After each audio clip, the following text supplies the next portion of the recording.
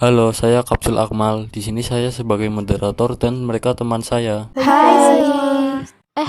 Yang kompak dong. Kamu nanya. Ini mataku. Aku Kapsul Isna sebagai pembicara 1. Aku Kapsul Nada sebagai pembicara 2. Aku Kapsul Lisna sebagai pembicara ketiga.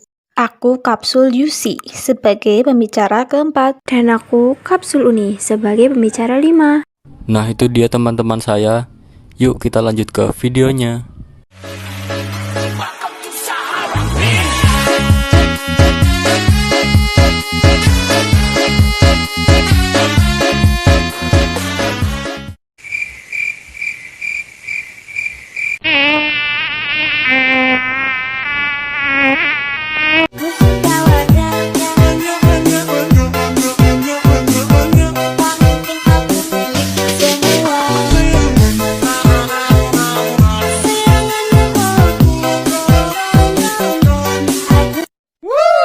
Halo teman-teman, kalian tahu nggak? Menurut data dari Departemen Kesehatan, ada puluhan ribu orang terinfeksi demam berdarah dan ratusan orang meninggal. Dari data tersebut, kok bisa banyak kasus penderita demam berdarah di Indonesia? Dan kalian tahu nggak apa itu demam berdarah? Kalau kalian mau tahu, yuk simak penjelasan dari teman-teman Kapsul. Hai guys, aku Kapsul Isna. Di sini aku akan menjelaskan tentang pengertian demam berdarah. Jadi, demam berdarah denggi atau DBD adalah penyakit yang disebabkan oleh salah satu dari 4 virus denggi. Denggi adalah virus yang ditularkan oleh nyamuk yang umum terjadi di daerah beriklim tropis. Penyakit DBD dapat memunculkan gejala yang variatif. Nah, kalian udah tahu kan apa itu demam berdarah? Selanjutnya, teman-teman mau tahu nggak beberapa gejala dari penyakit DBD? Untuk lebih lengkapnya, Kapsul Nada dan Lisna yang akan menjelaskan beberapa gejala tersebut. Hai, aku Kapsul Nada. Dan aku Kapsul Lisna.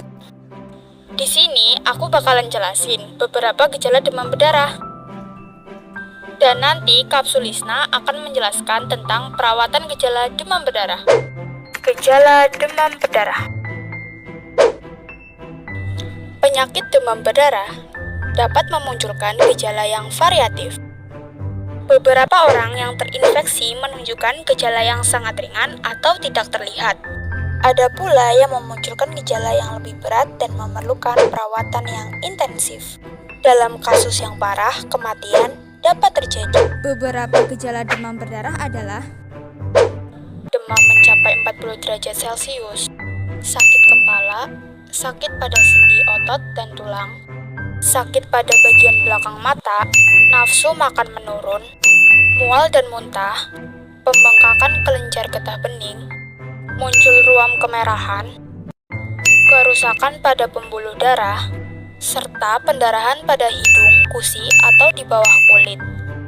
Hingga saat ini tidak ada pengobatan atau vaksin khusus untuk penyakit ini, karena virus denggi tidak dapat diobati menggunakan antibiotik. Tubuh penderita demam berdarah harus memiliki imunitas yang kuat agar dapat membunuh virus tersebut. Adapun perawatan yang dapat dilakukan untuk meringankan gejala dari penyakit demam berdarah. Selanjutnya, Kapsul Lisna yang akan menjelaskan perawatan gejala demam berdarah. Hai, aku Kapsul Lisna. Di sini aku akan menjelaskan tentang perawatan gejala demam berdarah. Perawatan gejala demam berdarah. Pertama, banyak minum cairan agar terhindar dari dehidrasi. Kedua, istirahat yang cukup.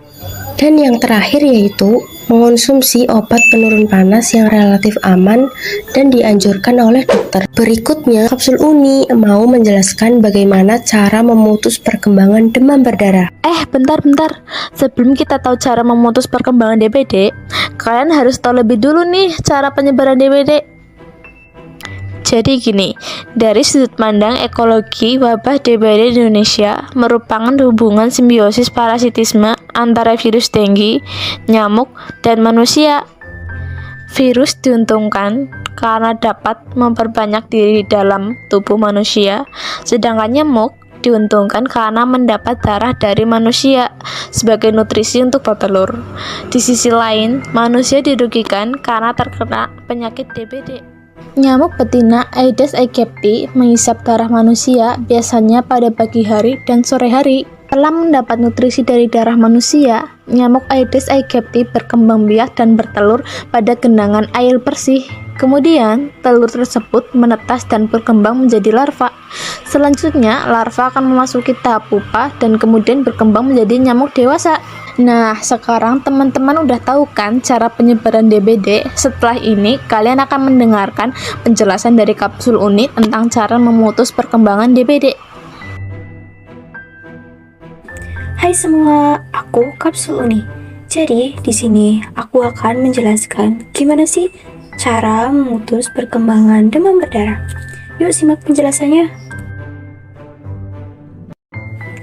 Untuk menanggulangi wabah demam berdarah di Indonesia, kita harus memutus rantai perkembangbiakan faktor penyebab demam berdarah. Nah, usaha apa saja sih yang dapat dilakukan untuk memutus perkembangbiakan nyamuk? Di antaranya yaitu yang pertama adalah membersihkan lingkungan sekitar. Dan yang kedua adalah membuang limbah padat dengan benar. Yang ketiga, menghilangkan genangan air. Yang keempat adalah menutup, mengosongkan, dan membersihkan wadah penyimpanan air. Dan yang terakhir adalah menyemprotkan insektisida. Sekarang sudah tahu kan apa itu demam berdarah? Dan kita juga sudah tahu usaha apa saja yang harus dilakukan untuk menanggulangi wabah demam berdarah tersebut. Oke teman-teman, segitu dulu ya penjelasan dari teman-teman Kapsul. Saya Kapsul Akmal mewakili teman-teman Kapsul mengucapkan terima kasih. Bye bye.